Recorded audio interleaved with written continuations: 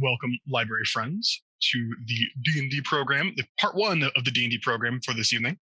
Thank you for taking time to join us. Just some quick housekeeping things. Bottom of your screen, you should see there should be a reaction thing to raise hands. There should be a chat as well. I will be keeping an eye on the chat as best I can during our presentation. If you have any urgent questions, please type in chat and I can either get those in the moment or at the end. I will leave some time to answer questions at the end if possible. But if there is a burning question, if I covered something that you didn't quite get, post it in chat, let me know, and I can try and clarify that. You should be muted if I've done things right. But if you aren't muted, please mute yourself. Anyway, I'm going to go ahead and get started. Hello, my name is Stellan Harris. I am the digital content manager, the digital branch manager, excuse me, at the Dunedin Regional Library, and I'm here to talk to you about something I care a lot about, Dungeons and Dragons, and more broadly, tabletop role-playing games in general. So I'm going to share my screen with you folks. We could get this thing started. Lovely. All right. So yes, I'm going to go at a pretty brisk pace. Again, if there is something that you don't get, something that I cover too quickly, please let me know. All right. So again, hi, I'm Stellan Harris.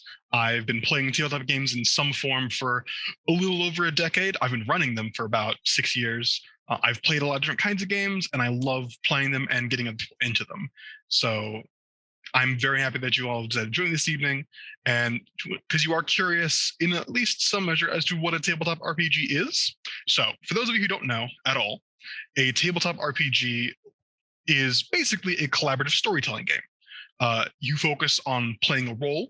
You have a character that you try to embody, and you make decisions in the story as that character, and the story reacts around your choices. It's usually a pen and paper game, though with the advent of digital, there are more digital ways to do this. But at its heart, you don't need more than a pen, some pens, some paper, some dice, and players. Generally, you have one player who will guide the experience, the one who runs the game and does the prep, and you'll have a number of players that varies.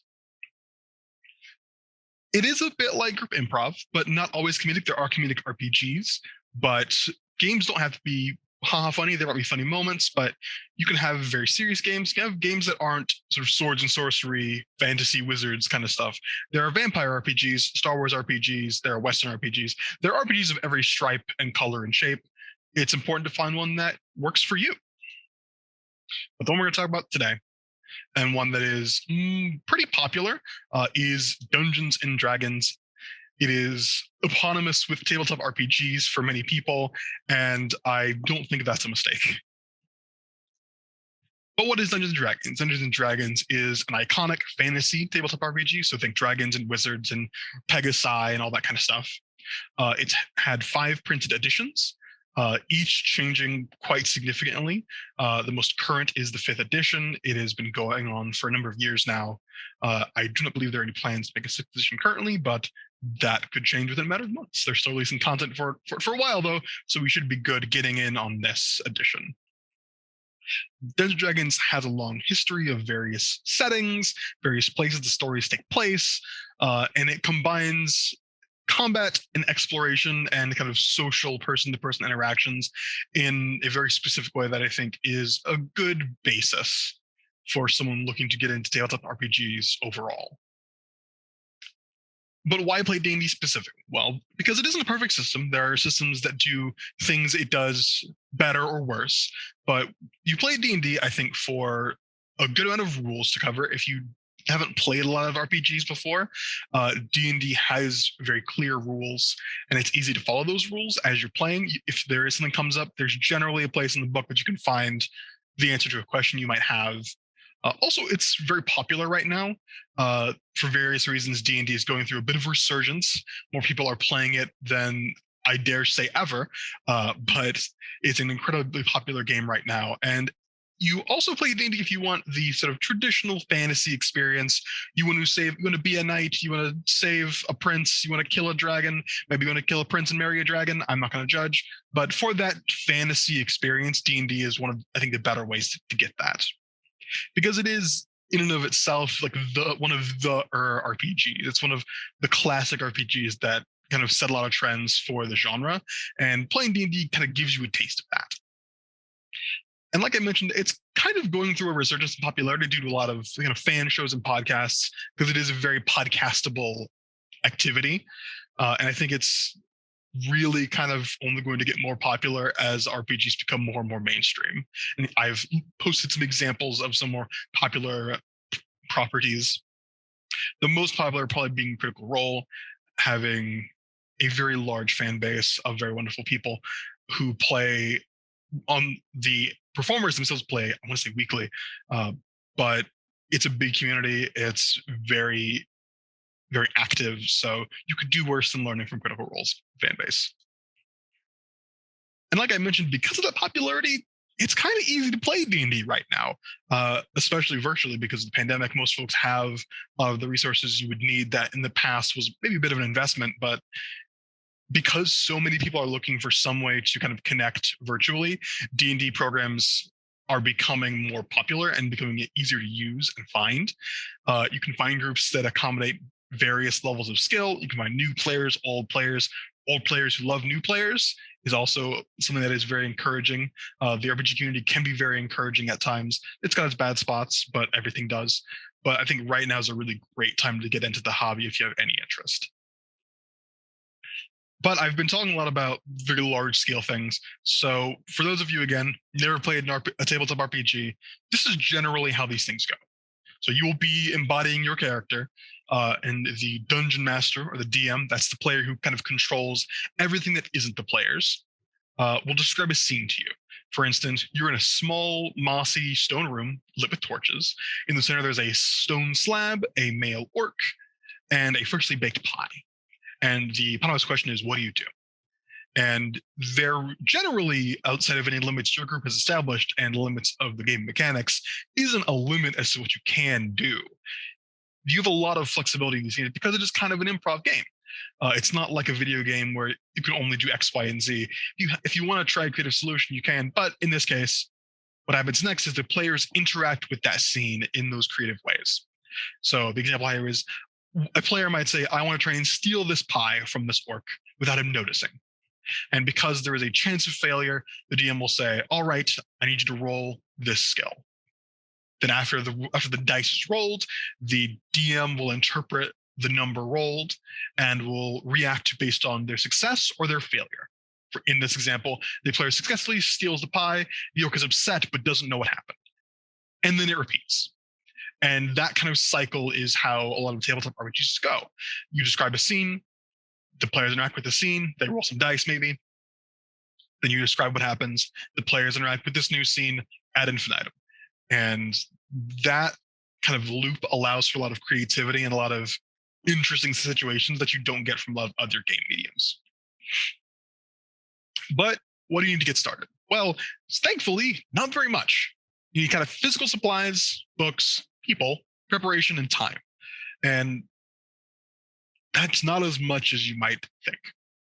Dungeons & Dragons can be played with a set of dice. Generally, there are online dice rollers, but traditionally you will have a set of dice. The primary one will be a 20-sided die, but the typical dice set includes dice with 4 sides, 6 sides, 8 sides, 10 sides, 12 sides, and 20 sides. But again, if you just want to use your phone with an electronic roller, you can. But there are some things that you might want to consider, like look at how pretty these dice are. They come in all kinds of different flavors, all kinds of different patterns. These ones are kind of candy colored. These ones are nice and shiny and gold and purple and beautiful. And these are made of wood if you're into that.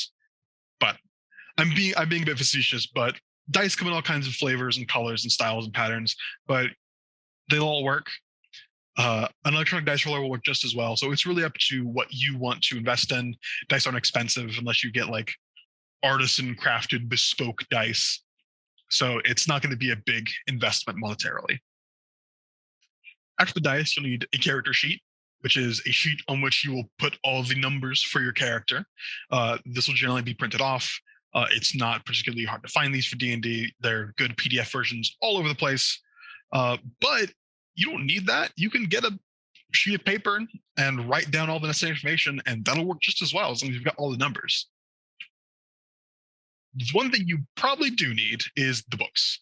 Now, you don't need all these books. I would recommend these 3 books to at least have or consult, but there are online resources that can kind of fill in those gaps a little bit. But the 3 books you need are the Player's Handbook, the Dungeon Master's Guide, and the Monster Manual. Why do you need them? The Player's Handbook has all the big rules you need and the options you need as a player. The Dungeon Master's Guide is the same thing, but if you're running the game, if you're the Dungeon Master. And the Monster Manual has a bunch more monsters to make your heroes fight and perhaps die against if they fail. There are many other books. Most of these books expand options. They might provide alternative systems for things. They might have different options for your classes, which is the archetypes of character. But you don't need these. You don't need these expanded rule books. And while it's recommended, you don't need an adventure book. You could make up your own, but that's a bit advanced if it's your first time. So I would recommend getting an adventure book, which is all the non-playable characters, all the items, all the dangers, and all the troubles, all the stories that you would need to run a game of Dungeons and Dragons or a few. As for the people, you will need one person to learn the rules and control the rest of the story, which could be you. It could be your friend who wants to do this, but you do need one, and that person generally isn't also a player because you get a bit of a conflict of interest there. If you're controlling everything and you're playing the character, it gets a bit murky, so that tends to be discouraged. As for the number of people, it varies a lot. 4 is the classic number, 1 DM and 4 players. But I've seen groups as low as 3 and as high as 6 work with minimal hassle. Once you go above 6, it gets a bit more difficult to engage everyone equally. You run the risk of having players who either don't get engaged as much or who aren't able to shine as much as other players. With 2 players, it again can be done, but the game is balanced for 4 players. So the dungeon master will have to do a bit more extra work to make sure things are balanced for those players. As for who you ask people that you want to play a game with. It could be friends, it could be coworkers, it could be family. D&D, as I kind of alluded to before, is a great way to get people together, to just hang out. Most of my D&D groups are just people I like, people I would want to hang out with anyway, and D&D is a great way to do that in the before times with just like order a pizza, have some beverages, and play Dungeons and Dragons, tell a story together. And that can be a really fun thing to do with just your friends. How much time is a very important thing to talk about, because in general, time will pass faster than you think it will. If you're having fun and if you're playing D&D and just kind of goofing off, time can go very quickly. And that's something to keep in mind, as you don't want to budget too little time or too much time, because we're all busy, we all have schedules, we have things to do. Would that I lived a life where I could play D&D for 8 hours at a time. It would be lovely, but I would have no time for anything else.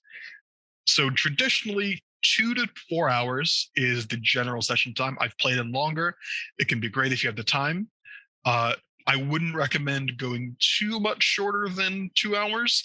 1 hour can be done, but that requires a lot of very brisk pacing. And the DM has to really plan for getting maybe one big thing done. But choose the time that fits best for your group. And like I said, the Dungeon Master will need to take time before the game even to prepare. So reading the adventure, finding what monsters he's going to put against you, learning about the characters in the story, or making them in some cases.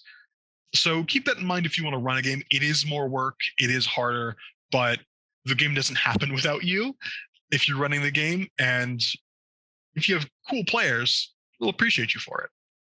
They might even buy you a pizza, who knows? And as I mentioned that prep, one thing I do highly recommend is before you even play, discuss what you want the game to be. If you want to play, I don't know, a dungeon crawling game where you go into some ancient graveyard and fight skeletons, that's something to talk about. If you want it to be sort of royal espionage kind of game, it's also something you can do. But if the group doesn't talk about this beforehand, then one person might go in expecting to fight skeletons, and the other might come in expecting to maybe charm a noblewoman or a nobleman, then one of those players is going to be dissatisfied, or they both will, because it's a third thing that no one talked about. So talk before you start the game so that we can get on the same page, because nothing kills the fun faster than going in expecting something and finding out the game's not your jam and you weren't told beforehand. Because those expectations are important. I mean, is the game going to be lighthearted or hopeful or somber or slow?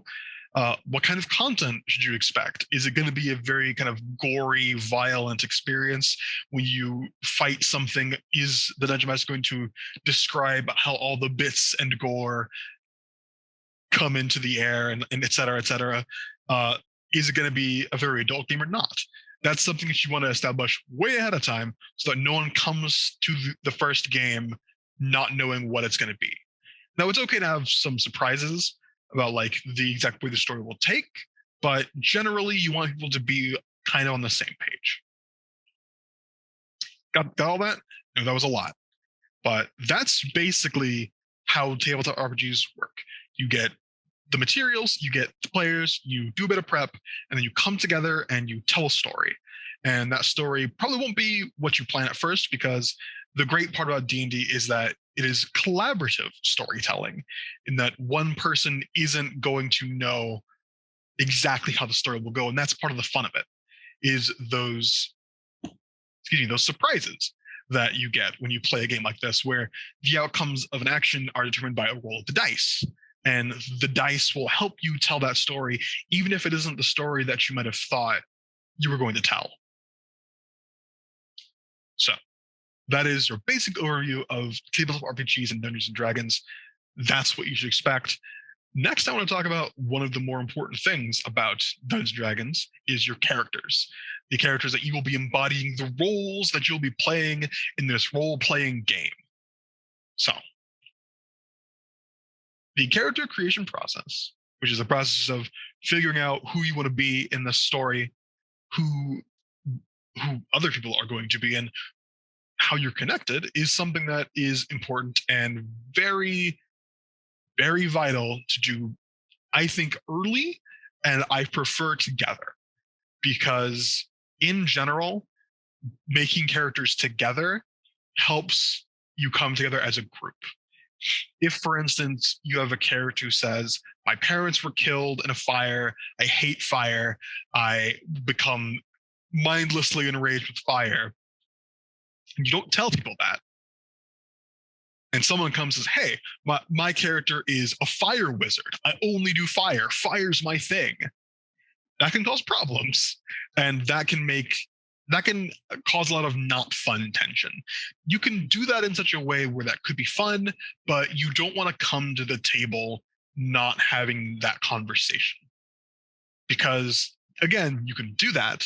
You can have those characters who kind of butt heads a little bit, and that can be really great for a story, but you don't want that to be a surprise, because that can make things very not fun very quickly.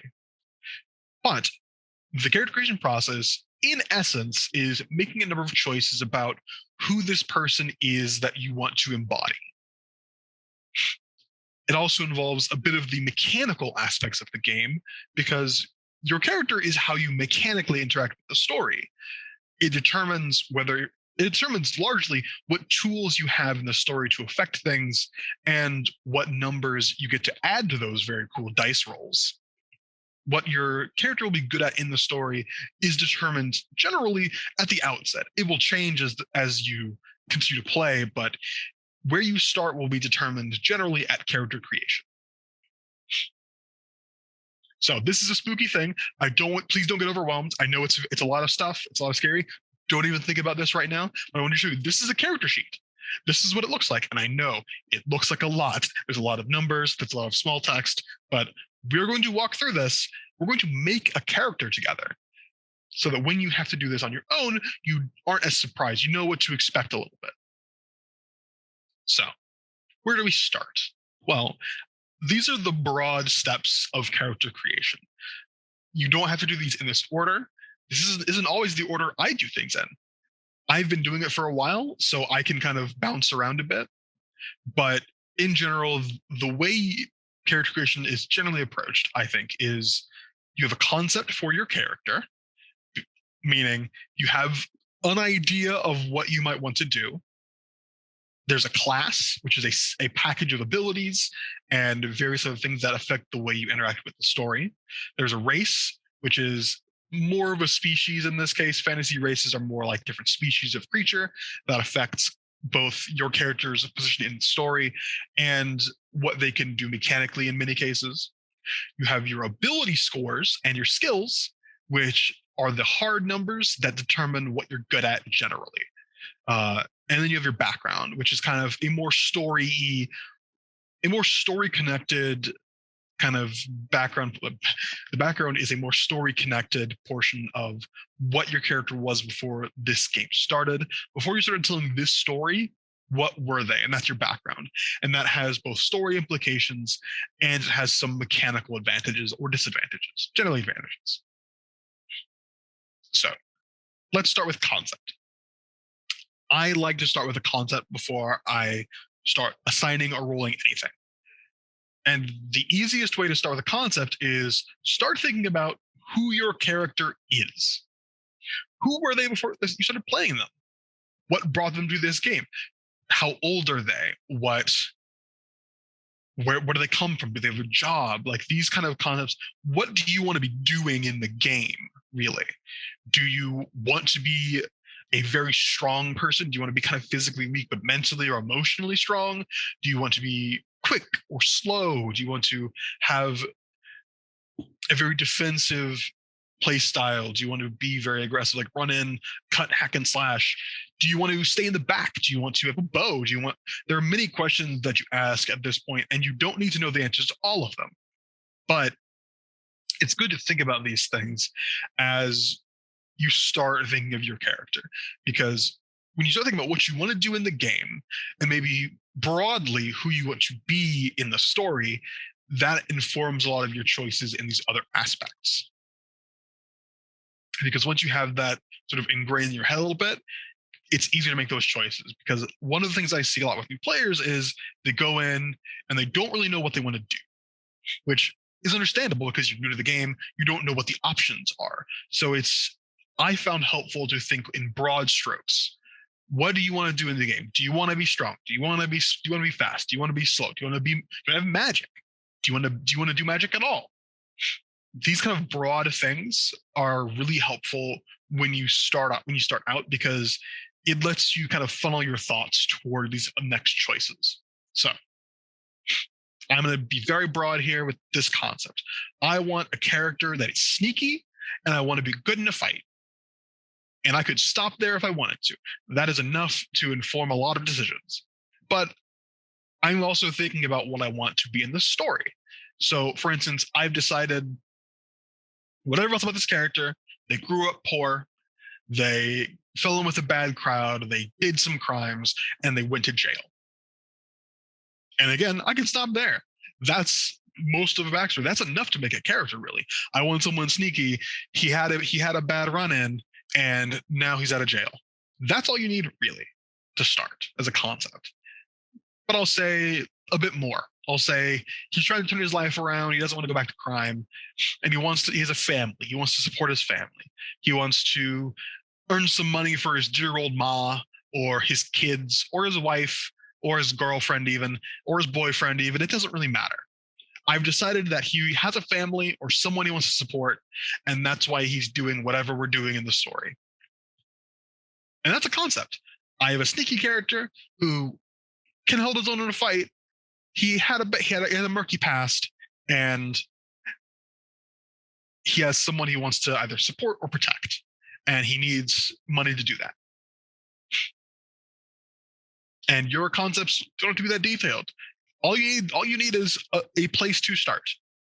That place to start could be, I have a character that went to jail and now he's out. It could be, I want to be sneaky, or I want to be good in a fight, or I like magic and I think fire is cool, and so I want to do fire magic. That's also a concept to start. The rest of it you will fill in along the way. So Next, we'll talk about classes. As I said, classes determine most of your abilities. There are 13 total classes. There are 4 in like the very basic rules that they give you for free. I've got a list of resources later on that I can link to you folks. Excuse me. But in general, classes are kind of packages of abilities that determine, it's more like a job, kind of. It's a profession.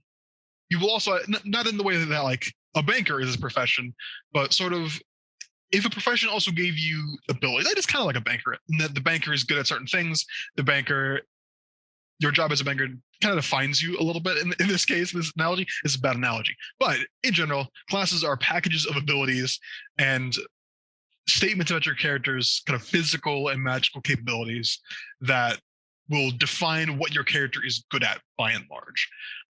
Other things will affect that, but the class is going to be the big defining thing, like what your specialties are. Classes determine, as I said, what skills you have and what you're good at. If you can use certain tools or certain kind of equipment, it determines how physically tough you are by and large, because more classes that do more kind of close quarters, hand-to-hand fighting are generally tougher. They have more hit points. They can take more hits before going down than other classes. And it determines what items you start off with. If you have a sword or a bow or nothing or magic, maybe you have a wand perhaps, but all those things are determined by your classes. And then you have the class features, which are those special abilities that each class gets. They can be simple or complex. Some of them are just, you get a bonus of this number to doing this thing. Or when you do this task, you get to roll 2 dice instead of 1, and you get to take the bigger number.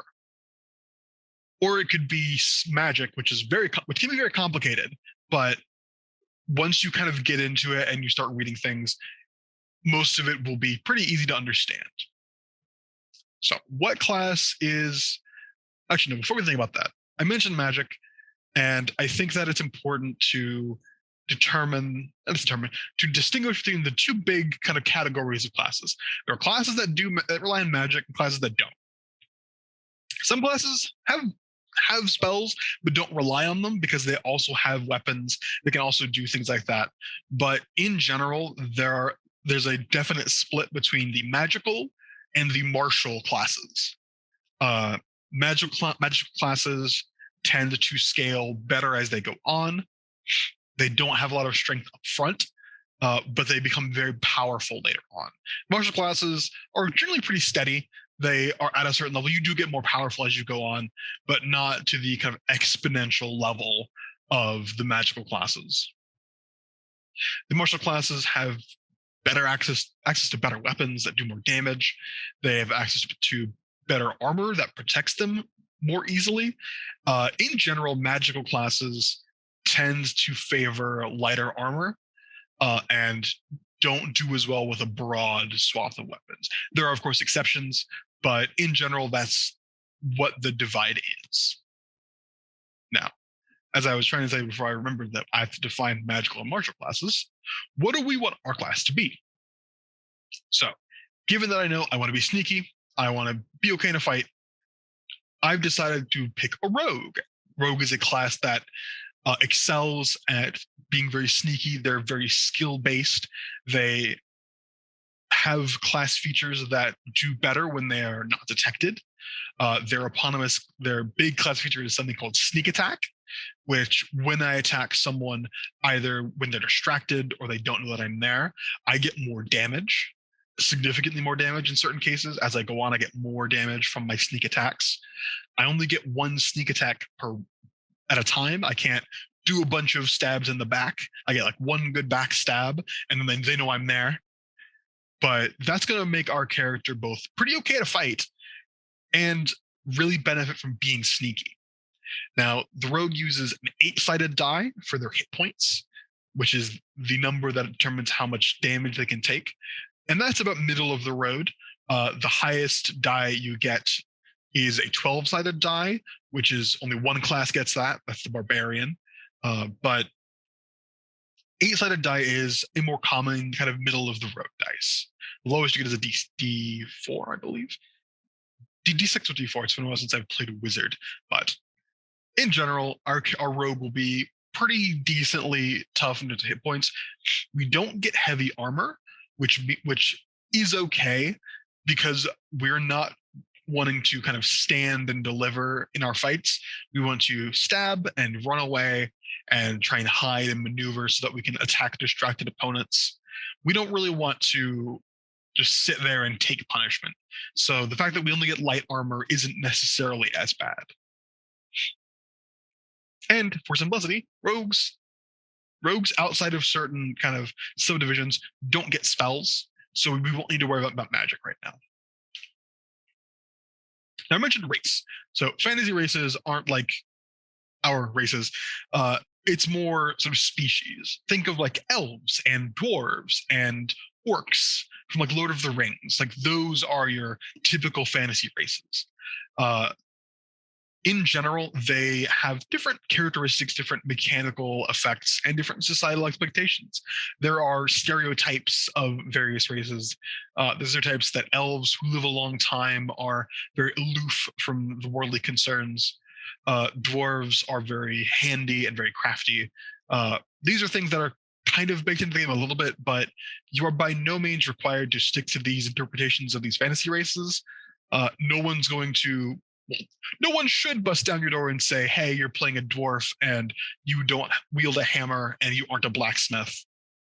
If they do that, they're a jerk and tell them to leave. But in general, players can always be the exceptions to these kind of fantasy race generalizations. You decide what your character gets to be. You decide what their background is, who they were, who they are, who they will be. The specific mechanical bonuses that races get typically include a bonus to some of your ability scores, though depending on the rule set, you might have some wiggle room with those. But as a basis, certain races in this game, certain fantasy species are better at certain tasks. For instance, half orcs, which are the parent of an orc and some other race, typically human, I believe, they get a bonus to their strength score, which means they're stronger on average than your typical person. Dwarves are hardier, they have a better constitution, so they can withstand damage and poison easier. Those things are generally pretty set, but again, depending on your rule set, some of those might be up to interpretation, or not interpretation, but might be able to be wiggled around a bit. Some fantasy races have further divisions. For instance, elves. There are many kinds of elves that have different bonuses, so you just need to pick which kind of elf fits your character best. So, our character, based on the list of races, I've chosen a halfling, which is a bit like a hobbit from Lord of the Rings. Halflings are generally very family focused. They have big families. They're very communal. They're small of stature, so they can sneak a bit better. And the particular halfling I've chosen is a Lightfoot halfling, which again is really good at sneaking. Because of their smaller size, they get a bonus to sneaking, and they can get into small spaces, which makes sense for someone who maybe did some burglary, perhaps, maybe got caught stealing some things. But it also makes us a bit more charming, a bit more charismatic. So it could be interesting to see this sort of small former criminal doing a bit of things, trying to get by for his family. So for that, we'll choose halfling. Now, let's talk about ability scores, which are basically your natural abilities. There are 6 ability scores. They are strength, dexterity, constitution, intelligence, wisdom, and charisma. Most of these are self-explanatory. Strength is being strong. Dexterity is finesse and kind of speed. Constitution is internal kind of iron guts and toughness. Intelligence is think like book smarts, book learning. Wisdom is more kind of intuitive knowledge, your senses, your instincts. And charisma is affecting people in that sort of social dynamic. The higher the number in the particular ability score, the more talented your character will be in roles related to that ability. Scores range from 8 generally at the lowest to 20 at the absolute highest. It'll be extreme. In general, you won't start with 20.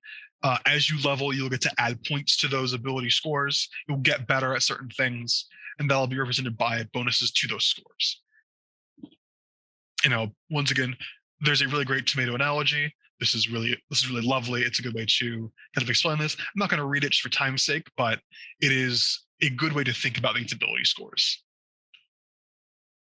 So generally, you get those bonus scores. There are two main ways. You get them by rolling 4 6-sided dice and taking out the lowest number that you've rolled, and you add those together.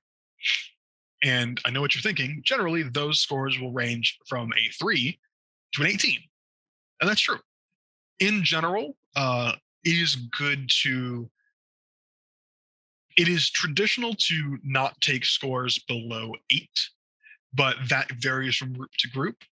I recommend against taking anything less than an 8, just for the sake of balance, because as those scores get low enough, they start adding negative modifiers to your rolls, and that's not always super fun. It can be very interesting to have a character with maybe a low constitution, so they're very sickly and they can't take many hits. But in general, I think 8 is a good kind of floor to put it for your rolls. The other way that is much less kind of swingy is choosing from a stat array. A stat array is just a selection of numbers that's been produced by the people who make the game. It is an array of numbers that kind of gives you a spread of abilities that you have some that are good, some that are bad, none that are too kind of cripplingly low. And then you'll add whatever bonuses you get from your fantasy race, your fantasy species onto them. So skills, as I mentioned before, are based on what class you have generally. Some fantasy races get proficiency in skills. And the way skills work is that when you roll to interact with something that is not fighting it, you'll give a roll and you'll add a number based on your ability score. For instance, if you were to move a heavy thing, that is a strength roll. And there's a skill called athletics, which is governed by strength. And if you are a proficient athlete, if you are proficient in athletics, you can add your proficiency bonus, which is a bonus that increases as you level up. Characters typically gain 2 to 4 skills from their class, 1 to 2 from your background, and sometimes 1 from your race, as I mentioned. Skill proficiencies and your ability scores will determine by and large what you're good at outside of combat. There's a long list of skills here that I will put on screen for a little bit. There will be a section that defines skills in the resource list that I will send out to you folks. But in general, there are a bunch of skills. Athletics is the only strength skill, but as you can see, different, these are color coded actually, but acrobatics, sleight of hand, and skill or dexterity, arcana, history, investigation, nature, and religion are intelligence-based. Animal handling, insight, medicine, perception, survival are wisdom-based, and deception, intimidation, performance, and persuasion are charisma-based. So, what are our scores? For the ability scores, I decided to go with the standard array for simplicity. I prioritize dexterity because stealth is a dexterity-based skill, and I want to be sneaky. And also because we want to use like daggers and knives, it'll be easier to do those with dexterity. Also make us a little bit dodgy. I also wanted our charisma to be a bit high, so that maybe if we get caught doing our dirty deeds, or maybe when we got caught doing our dirty deeds, we were able to talk ourselves out of trouble a little bit. But in contrast, our strength is low. We're a small creature.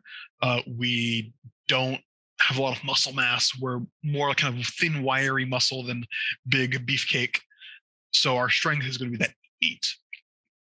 Now I know I hear you thinking, but Stellan, why are those skills not the array? Well, that is because halflings get to add 2 points to their dexterity score and 1 point to their charisma score. So I put that 14 in dexterity and added 2 for 16, and I put the 15 in charisma to add 1 to give us 16. And those are the numbers that we'll need to play our character. And what about our skills? Well, I have good news, friends. So because our class Rogue, we start with a whopping 6 skill proficiencies. That's right, we get a lot. Rogues are good at skills. Rogues as a class tend to be very skilled people. They're good at handling things outside of combat as well as in it. It compensates a bit for them being a bit kind of squishier, a bit easier to kill in some cases if you get them in a straight up fight. So I've chosen a number of skills here as our skill proficiencies.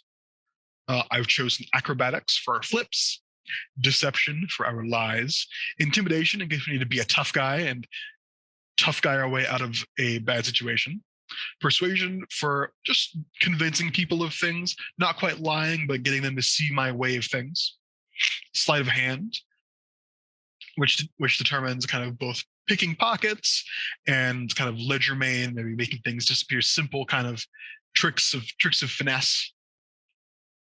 And last but certainly not least is stealth, which is the skill that lets us be sneaky. Now, you're noticing that sleight of hand and stealth are slightly higher than the rest of our proficient skills. Well, that's because rogues get a classification called expertise, which means we get to pick 2 skills and double our proficiency bonus with them. So our proficiency bonus is currently 2. So instead of adding 2, because we're proficient, we get to add 4, which means we have a +7 to stealth and a +7 to sleight of hand, which is pretty darn good for a first level character.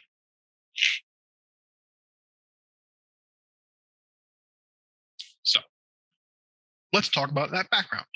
So I hinted at it earlier that the background is who your character used to be. And that it can be generally, it's either some kind of big event that defines them as a character or a profession that they had or have for a long time. Backgrounds tend to give bonuses, small mechanical bonuses like some different starting gear, perhaps an additional skill or language. Excuse me. And each background also comes with some role-playing suggestions of traits, ideals, bonds, and flaws. Excuse me, allergies again to me.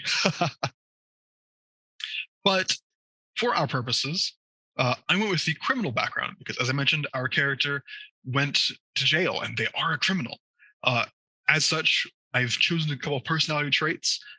Doesn't like attention. He thinks there's good in people. He believes in redemption. He wants people to get second chances because he wants a second chance. His ill-gotten gains go to support his family. I've not really decided who that family is, but I know he's got one, and that when he makes money, he sends it to them as maybe some reparation, maybe some repayment for deeds done. Excuse me. And if there is a plan, he forgets it. This is his flaw. If there's a plan, I forget it. If I don't forget it, I ignore it. He's a bit of a loose cannon. Maybe that's why he got caught. Who can say? So let's get some more things on my character sheet. This top part of the character sheet is basically all the stuff that we've talked about. The only thing not on the sheet, the only thing on that we haven't really talked about is alignment. Alignment is general personality tendencies. So I'm a bit chaotic, but I'm not really good nor evil. So he is chaotic neutral. Player name is DBRL for purposes. Experience points are the points you get for clearing obstacles. At level 1, you need 300 of those to level up to get to level 2. Our race, very lightfoot halfling, as I mentioned. Our background is criminal, and we are a level 1 rogue. Now, the thing at the top left, there's a small box on the top left, is where we put our saving throws. Excuse me. So the saving throws are the way in which you react to the world in most cases. Say that you are in a dungeon and you're walking down a hallway and there's a trap, and you don't see it ahead of time. You aren't able to avoid it. Generally, what happens is that your dungeon master will ask you to roll a saving throw. The kind of saving throw will depend on what kind of trap, what the ability score would best help you avoid it. Because we are a rogue, we are proficient in dexterity and intelligence-based saving throws. So dexterity would be dodging something. Maybe the trap shoots out darts, perhaps. We can roll a dexterity saving throw to dodge those darts. Or, for instance, we'll say strength. If it's like a rolling log trap, we might be able to use strength to kind of stop it in its tracks, depending on what the DM asks for. But saving throws are pretty important. You want them to be high as possible, but inevitably you're going to have good and bad saving throws. It's unavoidable. It's part of the game. But the ones that we're pretty okay at are charisma, intelligence, and dexterity. Intelligence because we're proficient in it. Dexterity doubly so. Charisma just because we have a high score in that. And the saving throws are determined based on your ability scores primarily. There are classes and class features that can add bonuses to those. But in general, it's going to be based on what your proficiencies are and what your ability scores are. Now, this middle bit here is important. So there's a lot of things that might be formed. We haven't really talked about a lot of them. So in the top left, there is armor class. Armor class is the number that an enemy needs to hit if they want, or that needs to beat or meet if they want to hit you with an attack. So let's say that you're in a bar fight and we're this little rogue halfling and a drunken man tries to punch me. With his attack roll, he needs to hit at least a 14. If he hits a 14, then he punches me successfully. If he rolls below that, then he misses. I dodge out of the way, perhaps, or he stubs his toe and he misses. Swing goes wide. Anyway, armor class is the number that the enemies need to meet or beat in order to hit you. Higher armor class is better. The higher, better. 14 is not super great. We're not heavily armored. We're quick, but that only goes so far. We don't have a shield to protect us. So we kind of got to be very careful because it's easy enough to hit us. Initiative is what you roll at the start of a combat. It decides who goes first. And going first can be really important for us because, again, if a big guy with a big hammer runs up and hits us, that can be really dangerous. Speed is your movement speed. It's measured in feet per round. So we can move 25 feet per a combat round. Next is hit points, both the maximum and our current hit points. Because we did not have a super high bonus to our constitution, we only have 8 hit points. Remember, we rolled 8-sided die because we didn't have a bonus. So hit points are usually the roll of the die based on your class plus your constitution modifier. At first level, you always get maximum hit points. So we got 8 hit points. It's not a lot, but it'll have to do for us. And then hit die is a separate mechanic. It basically lists how many dice you've rolled to create your hit point pool. You can spend hit die in certain circumstances to regain hit points, but that's a bit outside the scope of today. So we'll address that probably more next week. Now for the fun part, the attacks. So based on our class and based on our background, we have a couple different weapons.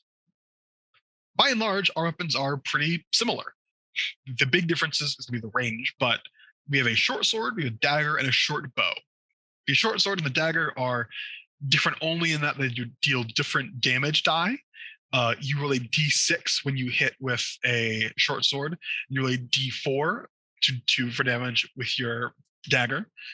In both cases, you roll based on your dexterity bonus and your proficiency bonus because we are proficient in these weapons. So it's a +5 bonus to our roll to hit our opponent's AC or armor class. And if we meet or beat their armor class, then we get to roll our damage, which is either 1d6 or 1d4 +3. That +3 is our dexterity modifier. We don't add any other bonuses to that. Now, the short bow has a range to it. It is a ranged weapon. So we don't need to be quite as close to hit with our short bow. As a sacrifice, though, if we are super close, it's really hard to safely shoot our bow at somebody. So in situations like that, you want to kind of keep your distance. You want to make it so that they're not up in your face, so that you can, if they are up in your face, you can kind of maybe drop your bow, pull out your short sword, and do a bit of stabbing. But otherwise, keep your distance, maybe shoot that bow. And as a bonus, if you have advantage, which is a condition in which you get to roll 2 dice instead of 1 for your attack. Or if you have an ally near your opponent, you get to add your sneak attack, which adds an extra 6-sided die to your damage. That's 2d6 damage, 2 6-sided die of damage. That's enough to do, at most with our modifiers, 15 damage. That's almost twice the amount of hit points we have. We could almost kill ourselves twice over if we roll max damage on a sneak attack. Imagine what that'll do to your enemies. So sneak attack's real important. You want to take advantage of that as much as possible. So you want to dart in, get at an opponent that's fighting someone else, stab them in the back, stab them in the legs, whatever you can do while they're distracted, and then get back out. So, bottom left of the sheet is some of your proficiencies, languages, and tools specifically, as well as your passive perception. Passive perception is important because you don't need to roll for that. It's the baseline number to discover something. And we're proficient in a number of languages. We have thieves' tools because we were a criminal, and that's pretty straightforward, I think. You get to, because we're proficient in thieves' tools, we get to add a proficiency bonus to use them. So if you need to unlock a door, you'll roll a thieves' tools check, and you add your proficiency bonus. Pretty straightforward. Now that long one at the bottom right of the sheet is basically a place to put your class features. I put our class features as a rogue and as a lightfoot halfling. That sneak attack I mentioned, that juicy sneak attack, our proficiency bonus doubling from expertise, as well as the ability, because we're a halfling, we can hide even when obscured only by someone taller than we are. Or when we roll a 1 on a d20, which normally isn't very good, it's an automatic failure of an attack. But if we roll a 1, we can re-roll that die. So because we're a little bit lucky. And now look at what we just did. We just made a character. We made this halfling rogue together, and that's all you need to make a character and to start playing in a game. Now, you might not have a game yet, but if you follow those steps that we just did over time, you can just make a character for a game, and you can be ready. You can show up with your dice or your dice roller and say, "This is my character, Danny B. Road Lover. He's an ex-criminal halfling. He fell with a bad crowd. Maybe he was in with a gang or some kind of organized crime, but he's trying to go clean. He wants to help this group of people. Whatever the story is about that you've decided, he's here. These are his stats. These are his numbers." And that's how you make a character. That's a character built. All done. We did that together. By following those steps, that's really all you need. Wow, excuse me. And yeah, like I said, that's all you need to make a character and to play a D&D game. You could follow that process and take the character you have. Ideally, you'll make that with the people you're playing with, but if not, you can take that to a game and say, "Hey, this is a character. This is what I'm doing," and you can start playing. You can start rolling dice. You can start making story decisions. I know that's crazy because look at all this stuff that we did. But like I said at the start, it looks really scary. A lot of new players that I've played with are really intimidated by the character sheet because it's a lot of information. It's a lot of unfamiliar terms. It's a lot of stuff that looks really kind of jargony and hard to get, but it's really not as hard as one thinks. I think the only thing I didn't cover here is where you put your items, which is there at the bottom. You just list the stuff you got. Our proficiency bonus is 2. I mentioned that, but didn't show on the sheet. But everything else we did together, and that's pretty cool. I think that this is all you need to make a character, and you don't have to make this character. You can choose any class, any race, any concept you have, and apply those same steps, go through those same things, and you'll have a character to use.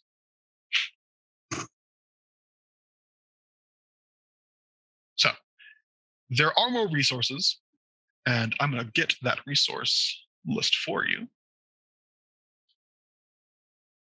But I do have a resource list of character options because there are a lot of options. There's a lot of classes. You don't all have to be rogues. I think rogues are cool, but you don't have to be rogues. I don't always play rogues myself. But there are rules and options and materials to make characters based on what you want to do and what you want to be. And by going through those rules and picking through them and seeing what sounds fun to play with you and your group, you can make all kinds of characters. I've played this game and games like it for about 10 years, and I don't think I've ever seen 2 characters that were exactly the same. Either the people playing them took it a different way, they have done similar things, but in the end, who you are and who your character is has a big impact on differentiating you from maybe your friend's character or anyone else's character. Even if you share the same race and the same class and even the same spells in some cases, you can put your own personal spin on this and play the character that you want to play. So that's the big thrust of this program today, is that we gave an introduction. We kind of ran you through the process to make a character. I'm going to post in chat if I need. Actually, I'll post it in a sec. I do have a list of resources to get you some of those rules, but this is, I'll remind you, part one of a two-part program. Next week, I'm going to come back again next Thursday, and I'm going to run you through how to run a game, as well as the more complex portion of the game, which is combat. Combat is also very intimidating. Combat is typically where a lot of new players feel a lot of anxiety because there's a lot of options, there's a lot of things, but we're going to go through it just like we did today, and we're going to kind of help get you through something that can be very stressful, something that can be a really difficult part of the game, but that really doesn't need to be, because excuse me, because as we've discussed today, the game does have a lot of rules. There is a lot of terms you need to know, but most of it's on your sheet. Most of it is pretty self-explanatory. A lot of it is just, what number do I add to this roll? Do I get any other numbers to it? I roll the dice. And that is one of the real benefits of 5th edition D&D, is that in the past, other editions had a lot more numbers. There was a lot more like very minute options to choose from. But in this case, you don't need to remember a lot. And a lot of it will just be on your sheet, assuming you wrote it down, which I would recommend you do. But like I said, next week, I'm going to run you through some things for combat, as well as what you need to know in case you want to run a game of your own, which I would recommend because, like I said before, the person who runs the game is ideally very appreciated, because without them, the game doesn't happen.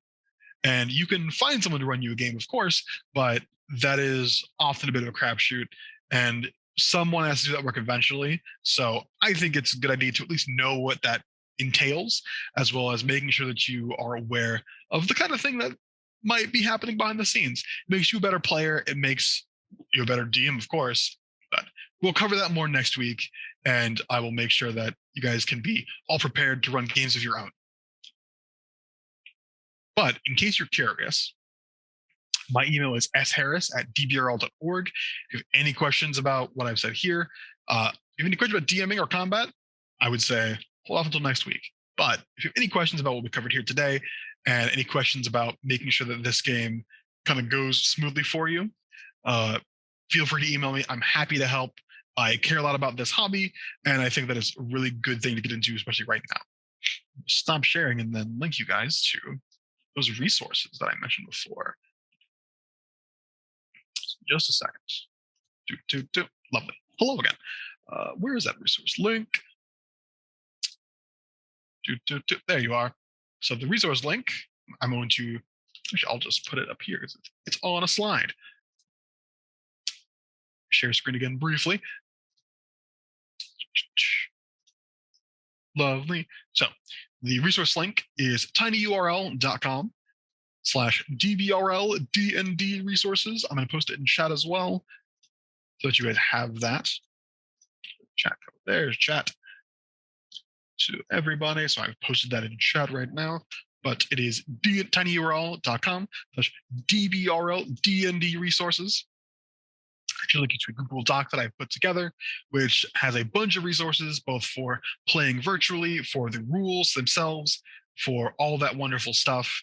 I'd highly recommend that you kind of look through that if you're curious about what kind of options you have, anything like that. This is a good resource to kind of go through and to make sure that you're kind of figuring out what the game. There's recommendations for kind of running games. There's character sheets on there. There's tips for building encounters and etiquette for the game. There's a couple recommended introductory games that you might run. But that's a really good collection of resources to kind of get you started. But again, if you have other questions, feel free to reach out to me. I'm happy to help. Yeah, so that is again tinyurl.com/dbrl DND resources. Feel free to access that. I hope it's useful to you. And yeah, let me stop sharing there, because that is the end of my presentation. I hope that you guys found that informative, and I hope that is something that this is something that you guys are interested in, something that you feel a bit more equipped to tackle yourselves, because I'm not going to lie, running tabletop RPGs and playing them can be really intimidating from the outset. I did not have this amount of confidence when I started. 10 odd years ago, but playing them more, realizing how great they can be both for storytelling and for just getting together with friends and sharing moments, really unique moments that you create together, really makes this hobby really awesome. Uh, if you have any questions, please let me know in chat. I'm happy to answer those. I'll hang around for a little bit more. We ended a bit early. I wanted to give 15 minutes so that folks could ask questions if they had any. So please ask any questions in chat if you have them. I'm happy to answer them. If you do have to go, I understand. If you don't have any questions, then thank you for attending. This has been so pleasurable, so great to do this, talk about this thing that I really care about. And I hope that you folks kind of take this to heart. Maybe think about playing some RPGs. They're really fun. But again, if you don't have any questions, then feel free to go off. But yeah, of course, yes, I mean, I'm happy to do this. The more people who get into this hobby, the more people I have to play with potentially, and the more folks who can talk about how great tabletop RPGs are.